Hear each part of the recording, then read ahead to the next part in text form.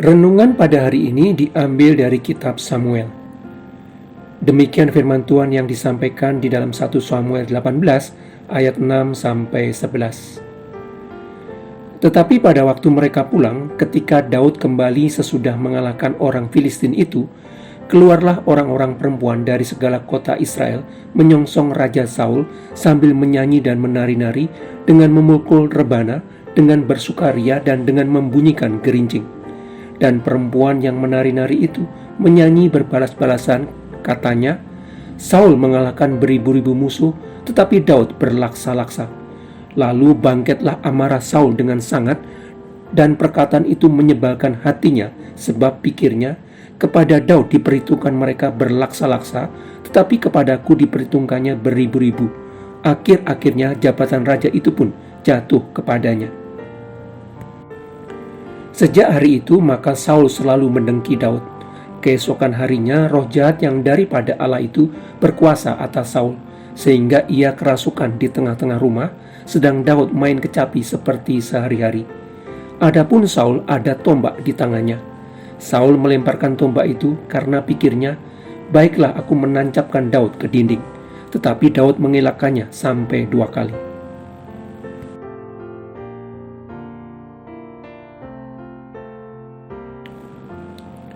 Daud yang menjadi pahlawan bagi Israel setelah mengalahkan Goliat menjadi prajurit muda Israel yang selalu berhasil dalam peperangan di mana juga Raja Israel menyuruhnya. Bahkan Saul Raja Israel mengangkat Daud menjadi kepala prajurit. Daud menjadi prajurit andalan Saul. Hingga suatu waktu saat mereka pulang dari pertempuran melawan Filistin yang mereka menangkan, para perempuan Israel keluar dari rumah mereka dan menari-nari serta menyanyikan lagu yang memuja kehebatan Daud melebihi Saul. Saul terganggu, apalagi ketika dia mulai membangun dugaan akan diambilnya posisinya sebagai raja oleh Daud. Saul semakin terganggu. Benih rasa dengki mulai muncul dalam diri Saul.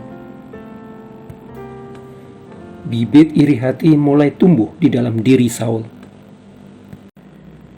Iri hati tersembunyi di kedalaman hati manusia. Iri hati bekerja dalam kesenyapan hati dan pikiran manusia melalui proses kalkulasi dan komparasi. Namun apa yang dikalkulasi dan dikomparasi adalah apa yang orang miliki dan apa yang orang lain miliki, dengan penekanan kepada apa yang orang lain miliki tetapi yang tidak dimilikinya. Iri hati selalu bersifat kompetitif. Iri hati selalu membandingkan diri sendiri dengan orang lain yang dekat, dengan hasil yang selalu negatif. Dan kompetisi tersebut hanya muncul di dalam benak orang yang iri hati tersebut, yang amat mungkin tidak dilakukan oleh orang lain yang menjadi sasaran iri hatinya. Akibatnya, iri hati menggerogoti dan merugikan orang yang iri hati dan mereka yang dekat dengannya. Iri hati menciptakan nestapa dan kepedihan. Iri hati selalu membuat orang buta pada apa yang dimilikinya. Orang yang iri hati mungkin saja memiliki dan menerima banyak hal, namun semua yang dilihatnya hanyalah apa yang ia tidak miliki. Apa yang dimiliki orang lain akan selalu terlihat lebih baik, lebih banyak, dan lebih besar. Iri hati adalah emosi negatif dari seseorang yang ingin memiliki apa yang dimiliki orang lain, tetapi tidak dimilikinya. Iri hati timbul karena orang melihat apa yang dimiliki orang lain dan kemudian membandingkan dengan dirinya yang tidak memiliki apa yang orang lain miliki tersebut. Iri hati merupakan salah satu bentuk manifestasi kebencian orang kepada sesama manusia dan kepada Allah. Orang benci kepada orang lain karena melihat orang lain sukses dan bahagia sebab dia tidak sukses dan bahagia, dan orang membenci Allah karena Allah tidak memberikan kepadanya kesuksesan dan kebahagiaan seperti yang diberikannya kepada orang lain. Iri hati terjadi akibat melihat kepada orang lain apa yang dimiliki orang lain dan tidak dimilikinya. Iri hati merupakan dosa jarak dekat, melihat dan membandingkan dengan orang di sekitarnya, bukan orang yang jauh dan tidak dikenal. Iri hati merupakan sikap hati. Iri hati merupakan penyakit jiwa yang mengeringkan tulang. Sikap hati ketika disirami dan dipupuk akan mewujud di dalam perbuatan jahat. Karena menginginkan sesuatu dan tidak memperolehnya, orang bisa melakukan berbagai tindakan jahat mengerikan.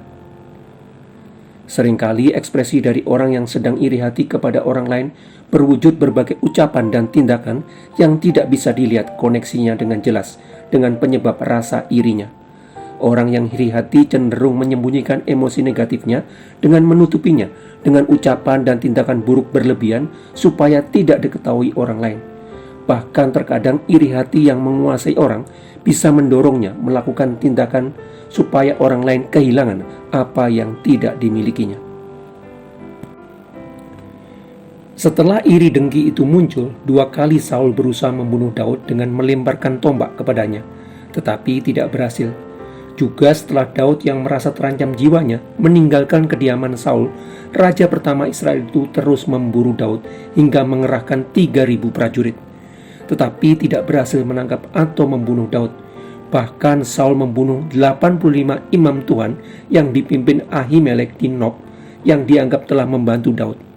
Tidak cukup membunuh para imam, Saul juga membunuh seluruh penduduk kota Nob.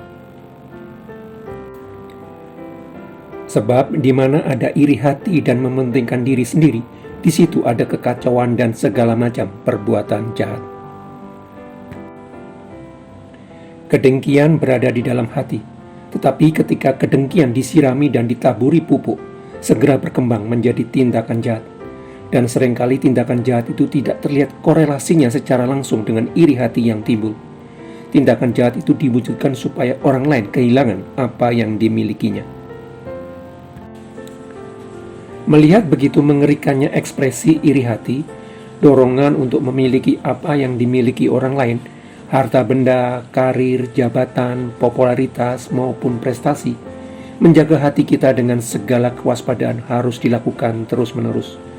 Menjaga hati dilakukan dengan membangun kesadaran bahwa apapun yang manusia hasilkan adalah pemberian Allah, termasuk prestasi.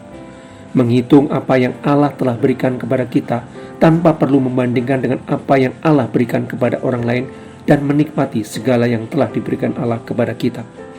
Karena Allah memberikan prestasi berbeda, baik jenis maupun tingginya, kepada setiap anaknya. Ada orang yang diberikan prestasi terbatas, ada yang diberikan prestasi tinggi sesuai kesanggupannya. Memohon supaya Roh Kudus menolong kita untuk tidak membiasakan diri membandingkan diri kita dengan orang lain, khususnya berkaitan dengan prestasi, akan menolong mengikis penyakit jiwa yang mengeringkan tulang ini.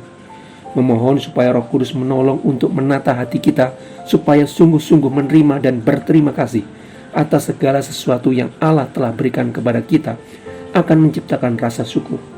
Dan rasa syukur yang tulus akan memberikan ketentraman batin berkelanjutan di dalam hati.